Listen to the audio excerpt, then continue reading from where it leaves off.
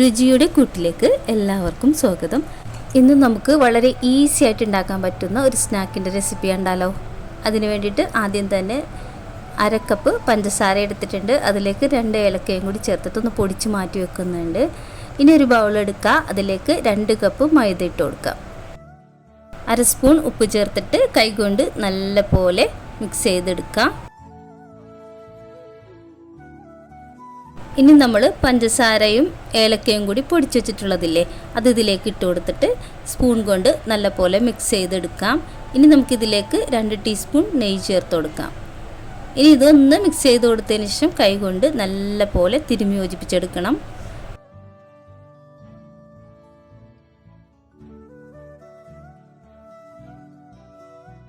അപ്പോൾ ഇത് നല്ല പോലെ തിരുമ്മി എടുത്തിട്ടുണ്ട്. ഇനി നമുക്കിതിലേക്ക് കുറച്ച് വെള്ളം ഒഴിച്ചിട്ട് നമ്മൾ ചപ്പാത്തിയൊക്കെ കുഴക്കുന്ന രീതിയിൽ ഒന്ന് കുഴച്ചെടുക്കണം.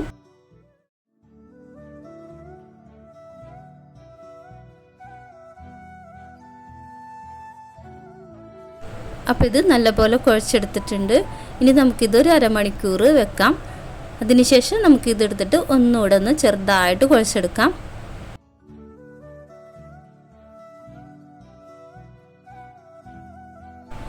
ഇനി ഇതെല്ലാം ഓരോ ചെറിയ ഉരുളകളാക്കി എടുക്കാം.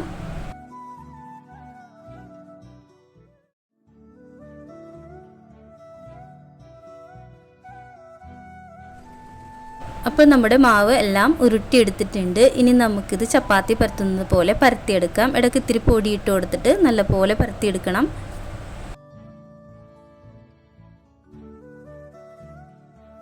അപ്പോൾ ഞാനിവിടെ ഒരെണ്ണം പരത്തിയെടുത്തിട്ടുണ്ട്.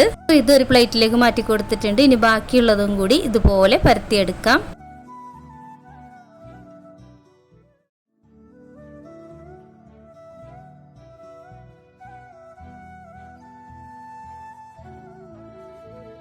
അപ്പോൾ ഞാനിവിടെ എല്ലാം പരത്തിയെടുത്തിട്ടുണ്ട്.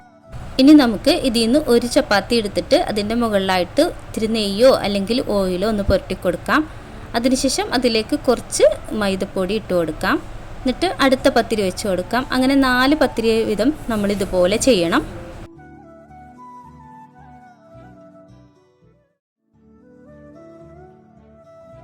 ഇനി നമുക്ക് ഇതെല്ലാം കൂടി നല്ല പോലെ ഒന്ന് പരത്തിയെടുക്കണം. എത്രത്തോളം പരത്തിയെടുക്കാവോ അത്രത്തോളം പരത്തിയെടുക്കണം. അതിനുശേഷം ഇതുപോലെ ചുരുട്ടിയെടുക്കണം.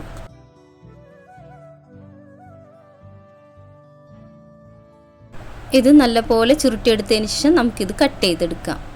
അപ്പോൾ കുറച്ച് സമയം ഫ്രിഡ്ജിൽ വെച്ചിട്ട് കട്ട് ചെയ്തെടുക്കുകയാണെങ്കിൽ വളരെ എളുപ്പത്തിൽ കട്ട് ചെയ്തെടുക്കാൻ പറ്റും. അപ്പോൾ ഞാനിവിടെ കട്ട് ചെയ്തെടുക്കുന്നുണ്ട്.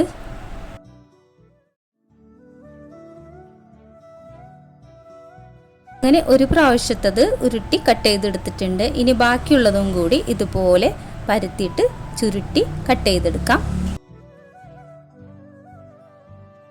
ഇതെല്ലാം കട്ട് ചെയ്തെടുത്തിട്ടുണ്ട്. നമ്മൾ കട്ട് ചെയ്തെടുത്തത് ഒന്ന് കയ്യിൽ വെച്ചിട്ടൊന്ന് പ്രസ് ചെയ്ത് കൊടുക്കുകയാണെങ്കിൽ ഒട്ടും ലെയർ പൊട്ടാതെ നമുക്ക് കിട്ടും. ഞാനിവിടെ 3 പ്രാവശ്യമായിട്ട് ഉണ്ടാക്കിയിട്ട് കട്ട് ചെയ്തെടുത്തിട്ടുള്ളതാണ് കേട്ടത്. ഇനി നമുക്ക് അടുപ്പത്ത് ഒരു പാൻ വെച്ചിട്ട് അതിലേക്ക് കുറച്ച് ഓയിൽ ഒഴിച്ചു കൊടുത്തു. ഓയിലൊക്കെ നല്ലപോലെ ചൂടായി വന്നപ്പോൾ ഇതിലേക്ക് നമ്മൾ റെഡിയാക്കി വെച്ചിട്ടുള്ളത് ഇട്ട് കൊടുത്തിട്ടുണ്ട്. ഇനി ഇത് നല്ലപോലെ മൊരിഞ്ഞ് ബ്രൗൺ നിറമാവുമ്പോൾ നമുക്കിത് കോരിയെടുക്കാം. അപ്പോൾ ഇത് പൊരിച്ചെടുത്തിട്ടുണ്ട്. ഇനി ബാക്കിയുള്ളതും കൂടി നമുക്ക് പൊരിച്ചെടുക്കാം. ഇത് നമുക്ക് ഒരുപാട് നാൾ സൂക്ഷിച്ചു വെക്കാൻ പറ്റും. ഇത് വീട്ടിലിരുന്നൊരു വരുമാന മാർഗം ഉണ്ടാക്കുന്നവർക്കൊക്കെ ഇതുപോലുള്ളതൊക്കെ ഉണ്ടാക്കി വെച്ചാൽ വളരെ ഉപകാരമായിരിക്കും. നമ്മൾ റെഡിയാക്കി വെച്ചിട്ടുള്ളതെല്ലാം പൊരിച്ചെടുത്തിട്ടുണ്ട്. വളരെ കുറഞ്ഞ ചേരുവകൾ കൊണ്ട് വളരെ ഈസി ആയിട്ട് ഉണ്ടാക്കാൻ പറ്റുന്ന സ്നാക്കാണ്. അപ്പോൾ എല്ലാവരും ഒന്ന് ഉണ്ടാക്കി നോക്കാം. ഈ വീഡിയോ നിങ്ങൾക്ക് ഇഷ്ടപ്പെട്ടിട്ടുണ്ടെങ്കിൽ ലൈക്ക് ചെയ്യാനും ഷെയർ ചെയ്യാനും സബ്സ്ക്രൈബ് ചെയ്യാനും മറക്കരുത്. അടുത്ത നല്ലൊരു വീഡിയോയുമായി വരുന്നതുവരെ ബൈ ഫ്രം കൂട്ട്.